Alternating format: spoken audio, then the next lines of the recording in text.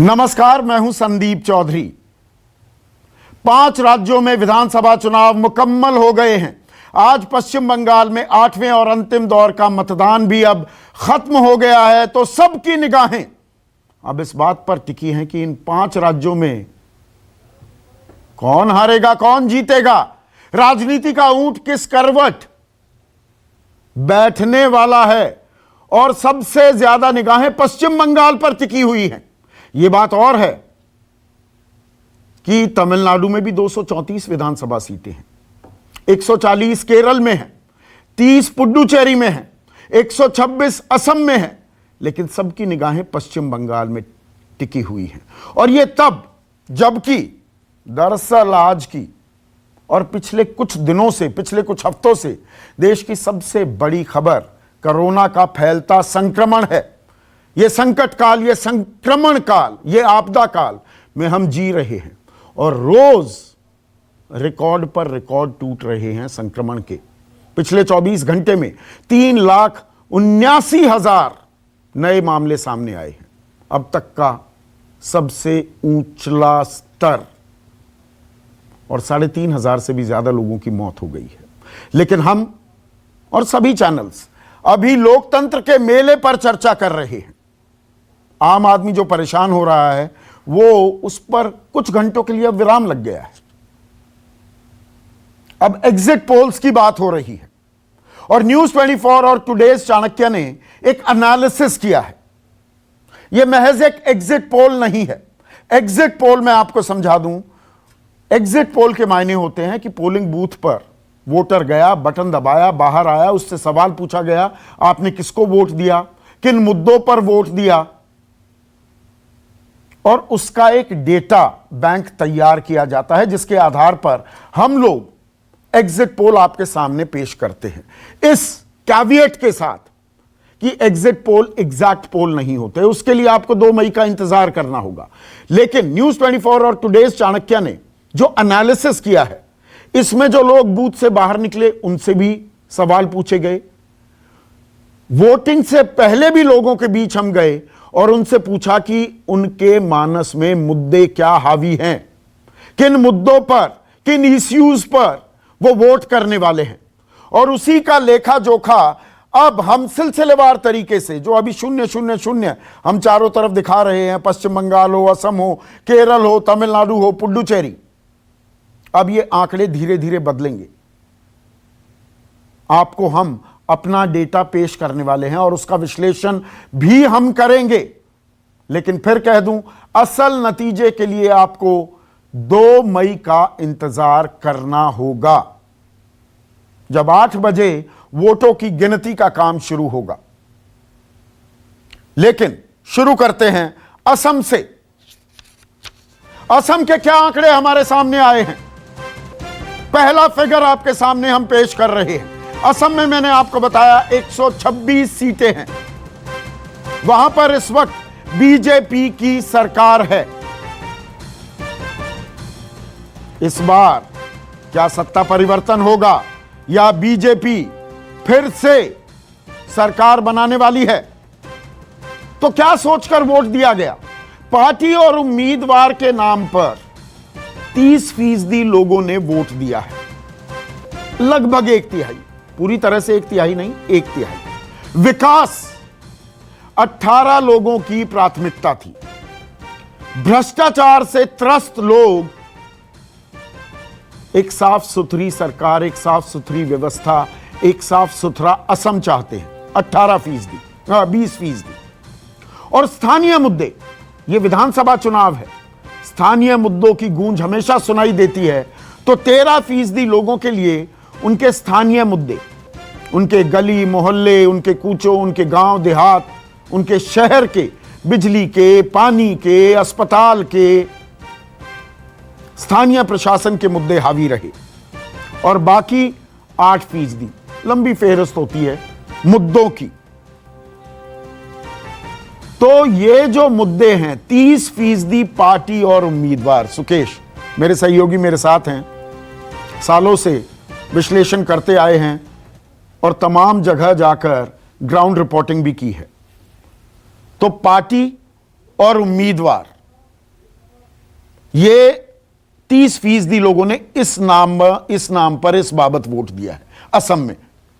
ये expected lines पे है संदीप। मुझे लगता है कि पार्टी और उम्मीदवार, ये पहली प्राथमिकता लोगों की होती है कि वो किस पार्टी से खड़ा है और उम्मीदवार कैसा है, और उसके आधार पे लोग वोट करते हैं। तो ये मैं बार बार कहूंगा कि ये जो एक प्रोसेस ऑफ एलिमिनेशन मैं कहता हूं कि बहुत सारे लोग हैं, उसमें से एलिमिनेट करके एक को चुनना है। उसका आधार क्या होगा? उसका आधार ये होगा कि आप फला पार्टी से है, आप फला पार्टी से है, ये फला उम्मीदवार है, ये फला उम्मीदवार है, ये हमारे स्कीम ऑफ थिंग्स में फिट बैठता है, तो इसको वोट देना चाहिए। तो मुझे लगता है कि वो ठीक है। भ्रष्टाचार अगर 20% मुद्दा है लोगों के लिए, तो क्या भ्रष्टाचार एक इशू था? क्या इस सरकार में भ्रष्टाचार था? क्योंकि भाजपा और उसके अन्य सहयोगी दलों के लोगों से बात करें अगर, तो उनको इस बात का संतोष है कि हमारे खिलाफ कोई एविडेंट एंटी इनकम्बेंसी नहीं। तो ये नेगेटिव वोट के तौर पर देख रहे हैं कि भ्रष्टाचार के मुद्दे पर 20% लोगों ने वोट दिया है कि ये नेगेटिव वोट है, भाई भ्रष्टाचार बहुत है, या ये पॉजिटिव वोट है कि भ्रष्टाचार? मैं ये समझना चाहता हूं कि भ्रष्टाचार, अगर कोई दूसरी सरकार आएगी वो भ्रष्टाचार करेगी और इसलिए इस सरकार को चुनना है, या इस सरकार में भ्रष्टाचार है इसलिए दूसरी सरकार को चुनो, तो ये 20% है। तो ये समझना पड़ेगा कि ये दरअसल किस बाबत वोट है, ये कि इस सरकार में क्या भ्रष्टाचार है। यही लागू होगा विकास पर भी। 18% विकास चाह रहे हैं, मतलब विकास हो गया कि विकास नहीं हुआ है? जो नैरेटिव बनाने की कोशिश बीजेपी की तरफ से है, बीजेपी वहां इस ग्राउंड को ही इस ग्राउंड को ही तलाश रही है कि हमारे खिलाफ, मैं कह रहा था कि कोई एविडेंट एंटी इनकम्बेंसी नहीं है। हमारे मुख्यमंत्री बहुत लोकप्रिय ना हो, लेकिन उनकी छवि ऐसी है, शायद लोकप्रिय होते और कोई उनके आसपास अगर उस स्टेट में उनका कोई कॉम्पिटिटर नहीं होता तो वो फिर से उम्मीदवार होते। लेकिन आपको मालूम है संदीप कि इस बार वो उम्मीदवार नहीं है। ये अपने आप में एक दिक्कत तो नहीं होगी बीजेपी के लिए? 2 पावर सेंटर्स बिल्कुल है, अकेले सर्बानंद सोनोवाल नहीं, ममता बिस्वा शर्मा भी है वहां पर। बिल्कुल, इसीलिए उनको इस बार उम्मीदवार नहीं बनाया गया है। उनको फिर से पार्लियामेंट्री बोर्ड चुन ले और उनको मुख्यमंत्री बना दे, ये हो सकता है, लेकिन दोनों को एक, मुझे लगता है कि एक ब्रीदिंग स्पेस दिया गया है कि विश्व शर्मा ये भी समझे कि बाद में हम भी हो सकते हैं। दबी जुबान इस बात को बीजेपी वाले मानते हैं कि इस वजह से कुछ थोड़ा एक सेंस ऑफ कंफ्यूजन जो होता है वो बीजेपी काडर में है। और एक बड़ी दिलचस्प बात असम से निकलकर आई, वो ये कि कांग्रेस वाले बड़े मुतमईन दिखे। इस बार अपनी पीठ खुद थपथपा रहे थे कि ये चुनाव तो हमने बड़ा अच्छा लड़ा है। सोशल मीडिया पर भी हमने पैठ बनाई, भूपेश बघेल वहां पर गए चाय बागानों में, वहां दखल देने की कोशिश की। चुनाव भूपेश बघेल ही लड़े। हाँ, नहीं, अपनी पीठ भी थपथपाती दिखी है कांग्रेस वाले। और जोड़ दूं, आप भूल रहे हैं कि जो AUDF के उम्मीदवार हैं उन सबको राजस्थान ले गए, मतलब तैयार की, अरे पोचिंग ना हो जाए। छत्तीसगढ़ ना, वो जयपुर की भी खबर आई थी और उसके बाद फिर छत्तीसगढ़ भी ले गए। तो इतने कॉन्फिडेंट थे कि हमारे MLA को कहीं पोच ना कर लिया जाए, क्योंकि बीजेपी इसमें बड़ी माहिर है। तो एक सेंस ऐसा कांग्रेस के अंदर था कि और कुछ हो ना हो, हम असम का चुनाव जीत रहे हैं। तो जो ये इन्होंने गठबंधन बनाया है, कांग्रेस बदरुद्दीन अजमल की AIDUF और जो बोडोलैंड पार्टी है वो भी 12-13 सीटों पर उसका दखल है, वो भी कांग्रेस के साथ आ गई। क्या एक मुकम्मल गठबंधन बनता दिखा बीजेपी के जगरनॉट को टक्कर देने के लिए? मुझे लगता है एक पोटेंट गठबंधन है, और ये गठबंधन बहुत समय से कांग्रेस के बहुत सारे लोग, बहुत सारे नेता चाहते थे संदीप, जो मेरी जानकारी है। लेकिन इसके पहले at the helm of affairs जो थे वहां पे, वो गोगोई साहब थे, और गोगोई साहब का कद असम में इतना बड़ा था कि कोई उनको निगेट करके नहीं चल सकता था, और वो इस गठबंधन के खिलाफ थे। उनके जीते जी ये गठबंधन नहीं हो पाया। आखिरी दिनों में उन्होंने रिकंसाइल किया कि ये गठबंधन हमको करना चाहिए, जब वो बीजेपी से बुरी तरीके से हार गए थे चुनाव, और इसलिए ये गठबंधन हुआ। और ये गठबंधन कांग्रेस और AUDF, आप ये समझिए कि AUDF की मांग बहुत ज्यादा थी, मात्र 14 सीटों पे लड़ने के लिए तैयार हो गए, तो उनको भी कांग्रेस की जरूरत थी। तो दोनों एक दूसरे के लिए एक पर बीजेपी को मौका मिला कि वो AIUDF के साथ आप कर रहे हैं, जैसे बिल्कुल ISF के साथ, फुरपरा शरीफ के ठीक पकड़ा मौलाना आपने, के बिल्कुल। साथ आपने पश्चिम बंगाल में किया तो हिंदू मुसलमान करने का भी बिल्कुल, मौका मिला बिल्कुल, है बिल्कुल। कि देखिए मुसलमान परस्त हैं। जितने लोग यहां से गए, खासतौर पे सेंटर से जो लोग गए, उन्होंने इस लाइन को ही आगे बढ़ाया, इस नैरेटिव को, इस विमर्श को ही वहां पेश किया है कि आप किसको चुनना चाहते हैं। और कुछ आंकड़े आपके सामने असम के, पश्चिम बंगाल के तो पेश करेंगे ही, असम के और पेश करते हैं, लेकिन उससे पहले आपको बता दूं, चर्चा में मेरे साथ बीजेपी के राष्ट्रीय प्रवक्ता गोपाल अग्रवाल जुड़ गए हैं, कांग्रेस के राष्ट्रीय प्रवक्ता चरण सिंह सापरा हैं, भालचंद्र कांगो सीपीआई के नेता हैं, वो मेरे साथ जुड़ चुके हैं। लेकिन अगला आंकड़ा क्या है? क्या आप सरकार में बदलाव चाहते हैं? यह एक अहम सवाल होता है। किसी भी पोल का, उसे एग्जिट पोल कहिए, एनालिसिस कहिए या पोस्ट पोल सर्वे कहिए, तो हां कहने वाले 43% और ना कहने वाले 45%। Too close a call. तो यही सवाल है। सुकेश ने सवाल पहले ही बोल दिया है। गोपाल बाबू, सवाल यही है, जो असम के नतीजे आएंगे, और नतीजे तो 2 तारीख को आएंगे, अभी हम एग्जिट पोल दिखाने वाले हैं, क्या Assam too close to call होने वाला है? कांटे की टक्कर आने वाली है क्या आंकड़ों में? नहीं, ऐसी बात नहीं है। हम तो होपफुल हैं। जिस तरह से हमारी कैंपेन चली है, जिस तरह से ग्राउंड लेवल पे वहाँ पे रिस्पांस मिला है, जिस तरह से डेवलपमेंट का एजेंडा वहाँ सर्बानंद सोनोवाल जी और हेमंत बिस्वा शर्मा जी के नेतृत्व में नॉर्थ ईस्ट में भारतीय जनता पार्टी और नरेंद्र मोदी जी ने जिस तरह से नॉर्थ ईस्ट में एक अलग से पूरा इंफ्रास्ट्रक्चर डेवलपमेंट और उसको एक इंटीग्रेटेड अप्रोच के साथ जिस तरह का डेवलपमेंटल अप्रोच वहाँ पे किया है, तो नॉर्थ ईस्ट में हमारे लिए बहुत ही ज़्यादा पॉजिटिव सेंटिमेंट्स है। आसाम ही केवल नहीं, सारा नॉर्थ ईस्ट इस वक्त भारतीय जनता पार्टी के इंफ्रास्ट्रक्चर डेवलपमेंट एजेंडा के साथ है। एक वहाँ पे एक फीलिंग रहती थी कि हरदम आइसोलेट करके चलते थे उसको, जितनी भी पुरानी सरकार थी, स्टेप मदरली ट्रीटमेंट उन्हें रहा है। तो मुझे लगता है कि आसाम उसमें सबसे मजबूती से भारतीय जनता पार्टी, और वहां का चेहरा सर्बानंद सोनोवाल ही रहेंगे ना, अगर आप सरकार बनाते हैं? नहीं, देखे आप कौन चेहरा रहेगा ये सब पार्लियामेंट्री बोर्ड के निर्णय है। अभी तक हमारे चीफ मिनिस्टर वही हैं और बदलने की कोई बात नहीं है। तो ये आप स्पेकुलेट कर सकते हैं, हम बतौर मुख्यमंत्री प्रोजेक्ट नहीं किया गया। गोपाल बाबू, मैं ये सवाल किस लिए पूछ रहा हूं, देखिए आपने अच्छी खासी पैठ दखल बनाई है पूर्वोत्तर भारत में, असम में उसकी शुरुआत की, पर असम में आपके पास प्रॉब्लम ऑफ स्कैरसिटी थी, चेहरे नहीं थे। हिमंता बिस्वा शर्मा को भी तो आप कांग्रेस से लेकर आए ना। आज प्रॉब्लम ऑफ प्लेंटी हो गई है क्या, कि चेहरे कुछ ज्यादा हो गए? सर्बानंद सोनोवाल, हिमंता बिस्वा शर्मा। सोनोवाल भी मूलतः भाजपाई नहीं है, वो भी बाहर से आए। बाहर से आए।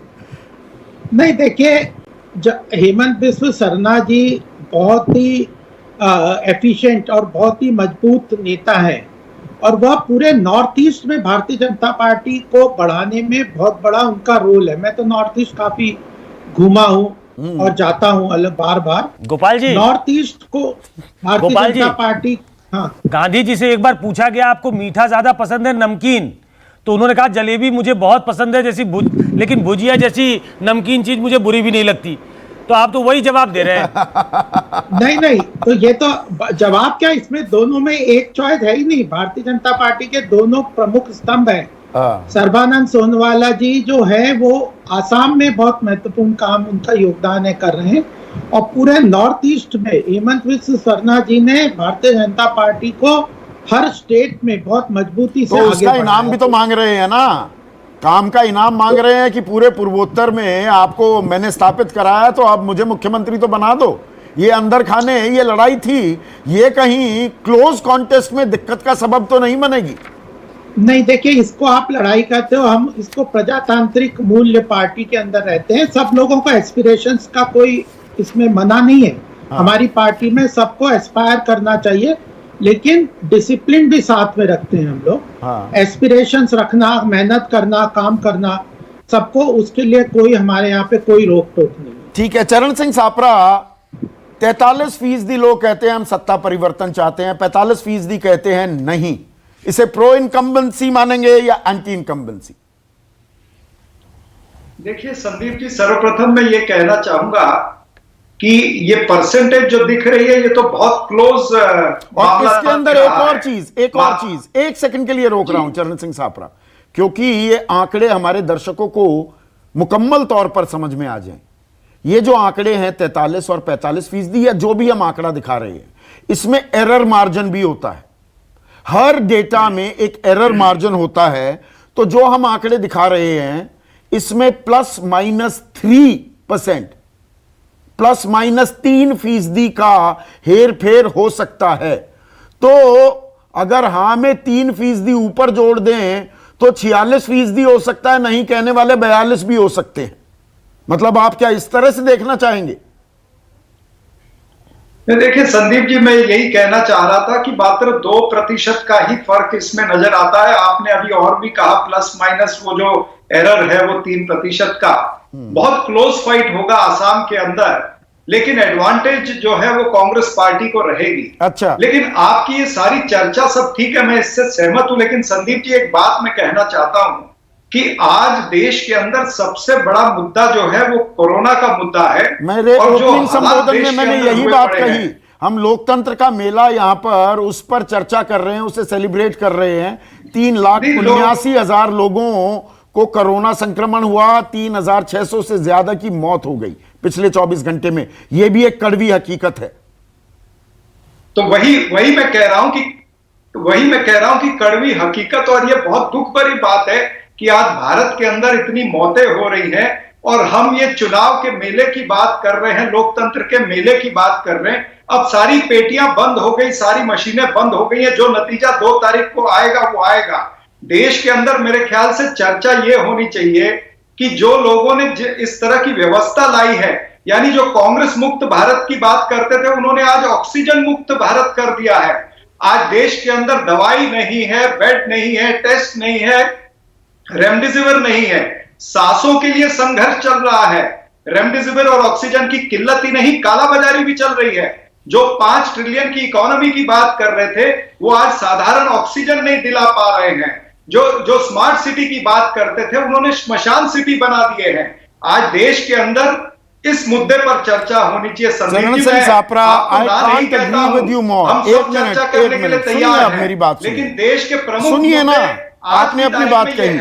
I can't agree with you मोर, मैं पूरी तरह से इत्तेफाक रखता हूं आपकी बात से, लेकिन कड़वी हकीकत यह भी है, और इसीलिए आप भी तो आए ना चर्चा करने के लिए चुनाव के इन एग्जिट पोल्स पर, क्योंकि सत्ता। एक मिनट सुनिए ना, पूरी बात सुनिए। आप पूरी बात नहीं सुन रहे। अरे पूरी बात सुनिए, पूरी बात सुनिए। बदलाव अगर आप चाहते हैं, आप हॉस्पिटल में बेड, ऑक्सीजन, वेंटिलेटर देना चाहते हैं, तो सत्ता आपके हाथ में आनी चाहिए ना, तभी आप वो बदलाव करेंगे। जो जितने सवाल उठा रहे हैं, विपक्ष में बैठे तो सवाल ही उठा सकते हैं। तो ये एक कड़वी हकीकत है। ये जानते हुए आज हम ये चर्चा कर रहे। नहीं, ये जानते हुए कि आप ये चर्चा कर रहे हैं, मैं उसी के साथ जोड़ रहा हूं कि साथ में चर्चा ये भी होनी चाहिए कि आज बिल्कुल होगी, से ज्यादा लोगों की मौत हो जाती है। 3,80,000 लोग संक्रमित 24 घंटे में हो जाते हैं। ये देश में बहुत बड़ी समस्या है। बिल्कुल चर्चा होगी। चर्चा इस बात की भी होगी कि हिमंता बिस्वा शर्मा, जिनका अभी हम जिक्र कर रहे थे, हिमंता बिस्वा शर्मा ने कहा कि अरे कहां कोरोना है, असम में कहां कोरोना है, और जबरदस्त वहां रैलियां हुई, और आपने भी की। वहां पर चाय बागान के लोगों के बीच नाचा गाया गया, आपके नेताओं ने भी किया। मैं वही संदीप जी यही कह रहा हूं कि ये चुनाव से पहले ही सरकार को सतर्क रहना चाहिए था। ये जो कोरोना है ये हमारे दरवाजे पर सेकंड वेव दस्तक दे रही थी, कम से कम जनवरी के महीने से।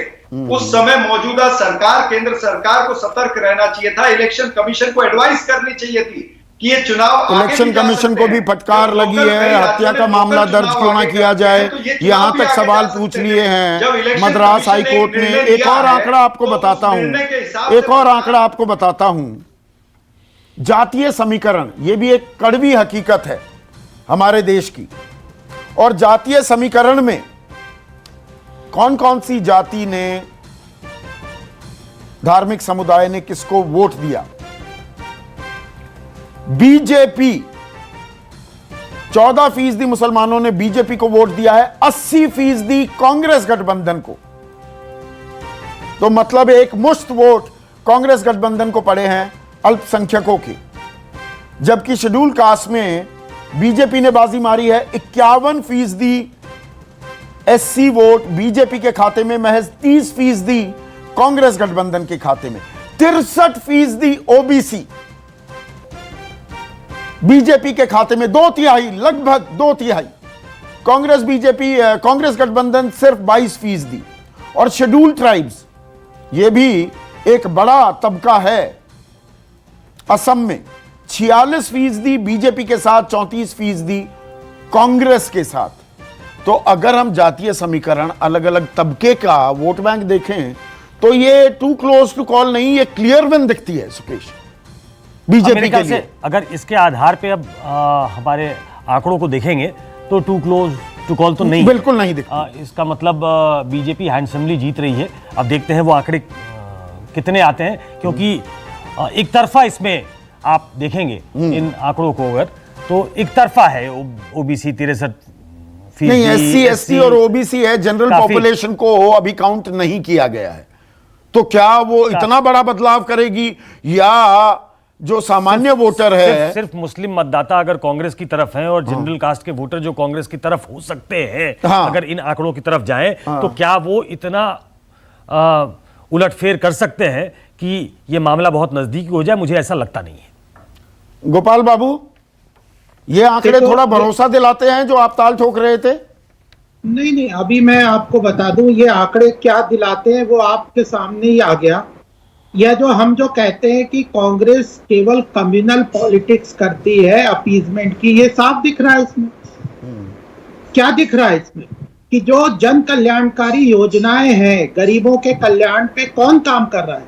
भारतीय जनता पार्टी कर रही है। और मुस्लिम माइनॉरिटी अपीजमेंट कौन कर रहा है? कांग्रेस और उसका गठबंधन कर रहा है। नहीं, तो मतलब गरीब सिर्फ हिंदुओं में है, मुसलमानों में गरीब नहीं है। ये तो आप ये कह रहे हैं, नहीं, आप अगर नहीं। कांग्रेस पर आरोप लगाते हैं कि वो कम्युनल पॉलिटिक्स करती है, तो आप हिंदू कार्ड खेलकर आप कम्युनल पॉलिटिक्स नहीं करते।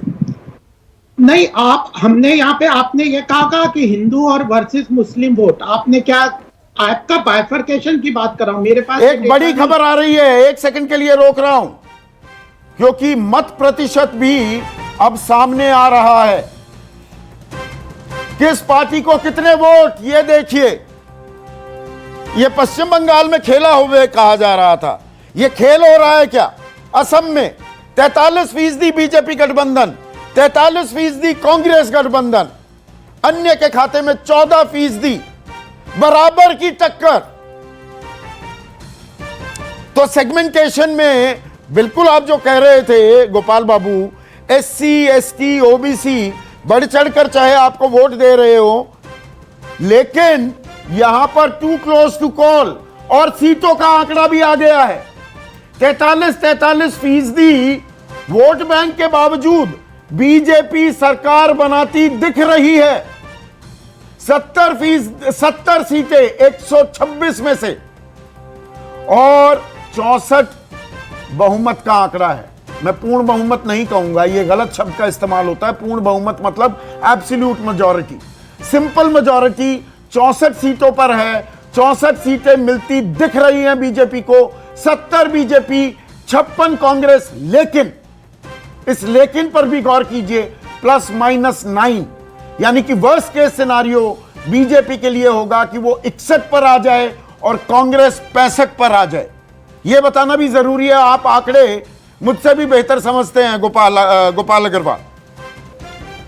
बिल्कुल, देखिए बात यह है कि यह अभी एग्जिट पोल ही है, पता चलेगा परसों। लेकिन मैं जो आपके मुद्दों की बात है, जो एनालिसिस है और जो हमारा ग्राउंड वर्क है, देखिए भारतीय जनता पार्टी का जो डिलीवरी मैकेनिज्म है सरकार के अंतर्गत, वो करप्शन फ्री है और टारगेटेड है, और उसने बहुत गरीब और पिछड़े वर्ग और जो लोगों को सीधा लाभ पहुंचाया है। इसमें कोई दो मत नहीं है। आप नहीं, गरीब पिछड़े मुसलमानों में नहीं है क्या? है ना, उनको भी मिला है। हमने कोई अगर प्रधानमंत्री आवास योजना है तो मुसलमानों को भी मिला है, लेकिन उनके ऊपर कांग्रेस ने एक जो बीजेपी का डर फैला रखा है वह ज्यादा हावी है। अगर आपको प्रधानमंत्री आवास योजना में किसी को बेनिफिट मिला तो ये थोड़ी है कि मुसलमानों को हमने अलग कर दिया। प्रधानमंत्री किसान सम्मान योजना सबको मिला है, और वह मेरे ख्याल कांग्रेस से ने तो डर ज्यादा- फैलाया है, मुसलमान बाकी तो ये तो आप बिल्कुल सुरक्षित पीके- महसूस पीके करते हैं। प्रशांत किशोर खुद अपनी प्राइवेट मीटिंग में एक्सेप्ट कर रहे हैं पश्चिम बंगाल में। इसमें मुझे क्या कहना है? आप आंखें चरण बंद सिंह नहीं सापरा, करोगे तो आपको दिख जाएगा। अब एरर मार्जिन पर उम्मीद कहां बांधे बैठे हैं क्या? एरर मार्जिन के हिसाब से बेस्ट केस सिनारियो आपके लिए यह है कि आप 65 पर, बीजेपी 61 पर, लेकिन सरकार अभी बीजेपी की बन रही है जो हमारा एनालिसिस है। और वर्स्ट केस सिनारियो आपका यह हो सकता है कि आप 47 सीटों पर चले जाएं और बीजेपी 79 सीटों पर आ जाए। संदीप जी, मैं आपके एग्जिट पोल का पूरा सम्मान करता हूं, लेकिन साथ में यह भी कहना चाहूंगा कि ये मात्र एग्जिट पोल है, एग्जैक्ट पोल नहीं है। हम तो कह रहे हैं, और इनके मात्र आंकड़ों से जाएं तो क्लियर कट दिखता है कि कांग्रेस भी बाजी मार सकती है। लेकिन मुझे लगता है कि जिस तरह से कांग्रेस पार्टी ने वहां पर मेहनत की है और जो विकास के मुद्दे लिए हैं, जिस तरह से बीजेपी का ध्रुवीकरण के मुद्दे का पर्दाफाश किया है, आपने तो देखा ही है कि इनका मुद्दा तो मेन असम के अंदर ध्रुवीकरण ही था। आप कह रहे हैं जैसी मेहनत की है, पहले चुनावों में मेहनत नहीं करती थी क्या कांग्रेस? नहीं, मेरी बात पूरी होने दीजिए कि इनके सिलेबस में ध्रुवीकरण था, लेकिन अच्छा। इनको आज जो है चौंका दिया है। मैं फिर एक बार दोहरा रहा हूं, चौंका दिया है ऑक्सीजन की दवाई की किल्लत ने। तो ये भी आज की वस्तु स्थिति है। खैर, ये नहीं, चुनाव तो ऑक्सीजन और पहले हो दवाई गया की है। किल्लत जब तक सामने आई तब तक तो मुकम्मल हो चुके थे चुनाव। मैं वही कह रहा हूं, खैर ये चुनाव तो पहले हो गया है। ये चुनाव तो पहले हो गया, लेकिन पहले भी जनता को पता था कि कोरोना जो पिछले साल आया था उसमें मजदूरों पर क्या बीती थी, उसमें जो प्रवासी मजदूर हैं उनका क्या हाल हुआ था। असम के भी कई लोग विभिन्न राज्यों में काम करते हैं, या फिर असम में किस तरह से व्यवस्था थी, इनका पर्दाफाश हुआ है। और फिर जो और मुद्दे थे वहां पर, सीएए का मुद्दा, ये तमाम सारे मुद्दों ने प्रमुख भूमिका निभाई है। मुझे कहीं से नहीं लगता कि भारतीय जनता पार्टी की सरकार वहां बन सकती है। अब यहां पर सुकेश देखिए, आंकड़े क्योंकि समझाना हमारी जिम्मेदारी है। 43% वोट बैंक दोनों का, बीजेपी कांग्रेस दोनों को 43% वोट मिल रहे हैं, प्लस माइनस 3% का मार्जिन है। लेकिन वोट को जब सीटों में तब्दील कर रहे हैं तो बीजेपी को एक क्लियर एज दिख रहा है। एरर मार्जिन को हटा दो तो 70-56, ये वो एरर मार्जिन तो इनके लिए भी है। हाँ। तो आप 70 और 56 देखें, और ऐसा कोई पहली बार नहीं हुआ है। अगर आप क्योंकि कई जगह जहां पर कंसंट्रेशन है एक खास समुदाय की, वहां ज्यादा वोट आपको पड़ गया और बाकी जगह ना पड़ा। ये कोई पहली दफा नहीं होगा। हाँ। आप बिहार के चुनाव में चले जाए 2015 में, जब लालू यादव नीतीश कुमार साथ लड़े थे, वोट दोनों दलों को बहुत ज्यादा, दोनों गठबंधनों को बहुत वोट मिले थे। वोट परसेंटेज बहुत ज्यादा नहीं था, अंतर बहुत ज्यादा नहीं था, लेकिन सीटों का अंतर बहुत ज्यादा था। तो उस हिसाब से अगर देखा जाए तो ये कोई ऐसी अनहोनी बात नहीं होगी जो पहली बार होगी। ये पहले भी ऐसा हुआ है कि वोट प्रतिशत बहुत कम का अंतर हो लेकिन सीटों में बहुत का फासला हो, लेकिन ये बहुत का फासला मतलब, लेकिन ऐसा 70 और 56 मतलब दे आर कंफर्टेबली इन, आराम से सरकार बन रही है। इसमें एक फिगर जो नहीं है, मुझे लगता है कि शायद उसको देखा है कि नहीं देखा है चाणक्य ने, कि कौन अच्छा कर रहा है। असम गण परिषद, ये बीजेपी के अंदर, बीजेपी के लोग भी अंदर खाने ये मान रहे हैं कि जो उनकी कमजोर कड़ी है वो एजीपी है। उनको जो सीटें दी गई है, अदर्स का आंकड़ा भी गौर करने वाला है। 14% वोट अदर्स को मिले। बिल्कुल, वो तो मतलब ऐसा नहीं है कि ये सिर्फ सीधे कांग्रेस बीजेपी के बीच टक्कर थी। एक विकल्प की तलाश भी इन आंकड़ों में झलकती है कि विकल्प भी तलाश रही है अब वो असम की आवाम। बिल्कुल, वो इंडिपेंडेंट ही ज्यादा होंगे ऐसा मुझे लगता है। उसमें कुछ फोर्सेस ऐसे होंगे जिनको वोट ज्यादा मिले होंगे, क्योंकि दो धड़ों में विभाजित था ये पूरा चुनाव, एक बीजेपी के साथ, एक कांग्रेस के साथ। मेरे साथ वरिष्ठ पत्रकार कुर्बान अली भी जुड़ गए हैं, और कुर्बान भाई के देखिए हमसे ज्यादा बाल पक गए हैं क्योंकि हमसे ज्यादा तजुर्बेकार हैं। तो कुर्बान भाई, 43% वोट बैंक बीजेपी और कांग्रेस गठबंधन का, लेकिन सीटों में देखें तो सरकार बनाती दिख रही है बीजेपी। अभी संदीप भाई कहना बहुत मुश्किल है, क्योंकि बहुत क्लोज कॉन्टेस्ट दिखा रहा है आपका एग्जिट पोल, और उसमें जैसा अभी सुकेश कह रहे थे कि सीटों का फर्क जो है वो कभी बहुत ज्यादा भी हो जाता है और बहुत कम भी हो जाता है। लेकिन मैं असम के चुनाव को जो इस बार देखता हूँ वो जिसका जिक्र आप कर रहे थे कि तरुण गोगोई ने अपने आप को larger than life size image बना रखी थी और कहा कि हम कोई गठबंधन नहीं करेंगे, और पिछले बार के चुनाव में उनकी हार का एक बड़ा कारण ये था कि AUDF के साथ अलायंस नहीं होना, और इस बार AUDF के साथ ही अलायंस नहीं हुआ। बोडो पार्टी जो कि पहले बीजेपी के साथ थी इस बार कांग्रेस के साथ आई है, तो इसलिए इस बार लग ये रहा है कि ये एक ज्यादा फॉर्मिडेबल अलायंस है। बहरहाल नतीजे तो 2 तारीख को आएंगे, तब तक हमें इंतजार तो करना मतलब पड़ेगा। टक्कर कांटे की वोट प्रतिशत में तो हमारा एनालिसिस कह रहा है, लेकिन सीट में तब्दील करते हैं तो बीजेपी को एक कंफर्टेबल बढ़त दिख रही है। लेकिन फिर से हम कहेंगे ये एग्जिट पोल है, ये एनालिसिस है। असल नतीजे 2 तारीख को सुपर संडे को आने वाले हैं। नमस्कार, मैं हूं मानक गुप्ता। अगर आपको हमारा ये वीडियो पसंद आया हो तो इसे लाइक और शेयर जरूर करें, और हां, हमें सब्सक्राइब और फॉलो करना ना भूलें ताकि आप देश और दुनिया की कोई खबर मिस ना करें। चाहे कोई ब्रेकिंग न्यूज हो या कोरोना वायरस से जुड़ी कोई भी अपडेट, पॉलिटिक्स हो या आपकी जेब से जुड़ी कोई खबर, इलेक्शन की कोई न्यूज हो, कोई कंट्रोवर्सी हो या फिर कोई वायरल वीडियो, सब कुछ मिलेगा न्यूज़ 24 पर। तो जुड़े रहिए हमारे साथ और देखते रहिए न्यूज़ 24।